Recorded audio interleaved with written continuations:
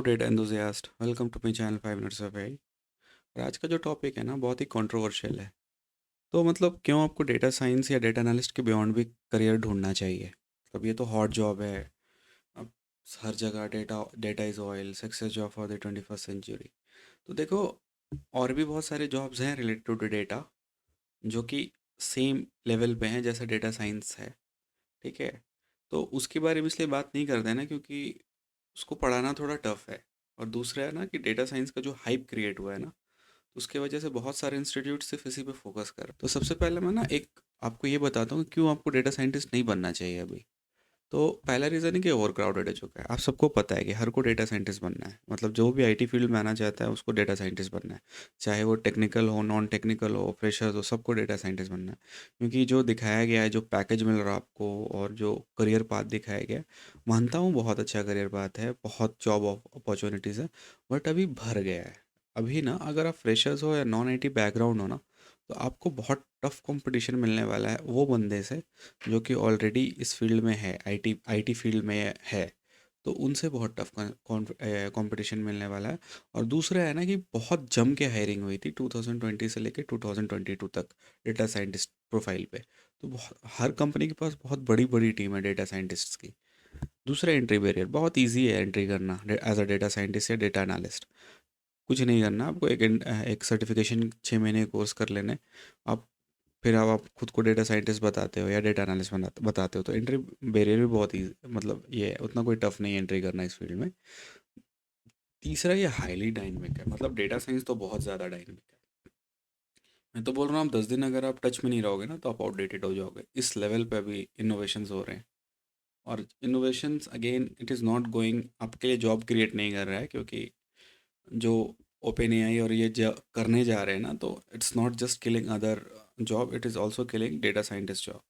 जो काम पहले हमें मतलब हम्म, काम करने में हमें 12-14 डेवलपर्स लगते थे, अब एलएलएम को यूज़ करके शायद 2-3 लग रहे हैं हमें। तो अभी का जो इम्पोर्टेंट थिंग है कि दूसरा करियर ऑप्शन क्या है। तो पहला तो है कि आप डेटा इंजीनियर बन सकते हो। ठीक है। डेटा इंजीनियर होते कौन है, तो ये बता देता हूँ कि data engineer is the process of designing and building systems that let people to collect and analyze raw data from multiple sources and formats।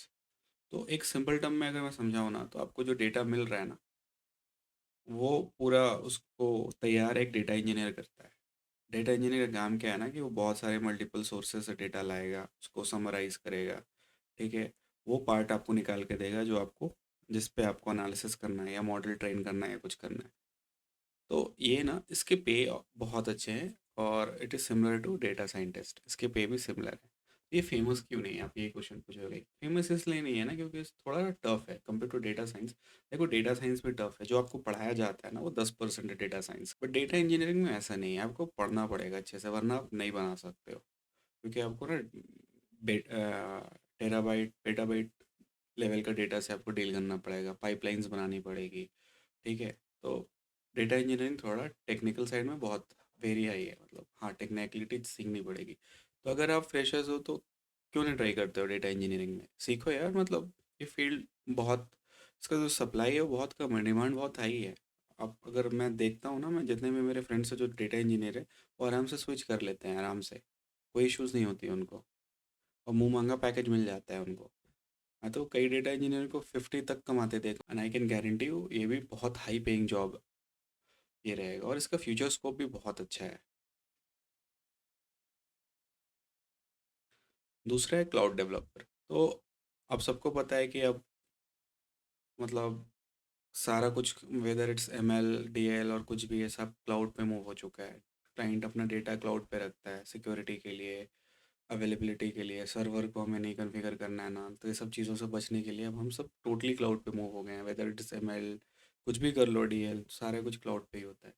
तो क्लाउड डेवलपर का बहुत डिमांड है। So cloud engineer, cloud developer is IT professional responsible for any technology duties associated with cloud computing, including designing, planning, management, maintenance and support। तो cloud पे जो भी काम होता है ना, मतलब आईएम रोल्स देना या कुछ भी रोल्स देना, नेटवर्क का एंड ऑल, मतलब रिसोर्सेज देना आपको, तो सारा काम यही हैंडल करते हैं।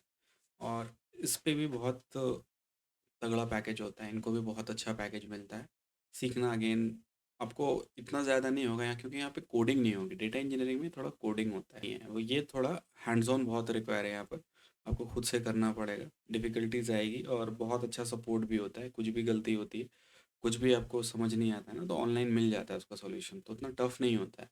बट हाँ, आपको हैंड्स ऑन बहुत हेवी चाहिए, क्योंकि आप भूल जाओगे। अगर आप सोचोगे कि डेटा साइंस जैसा है कि आपको कोड मिल जाता है, तो ऐसा नहीं है। यहाँ पे आपको खुद सेल्फ प्रैक्टिस बहुत लगता है क्लाउड डेवलपर या क्लाउड इंजीनियर बनने के लिए। बट पैकेज अगेन बहुत अच्छा है। और फ्यूचर स्कोप तो भाई, अब सब कुछ जब क्लाउड पे जा चुका है, तो क्लाउड इंजीनियर की हेवी डिमांड है। और अगेन डिमांड ज़्यादा है, सप्लाई कम है इस फील्ड के लिए भी।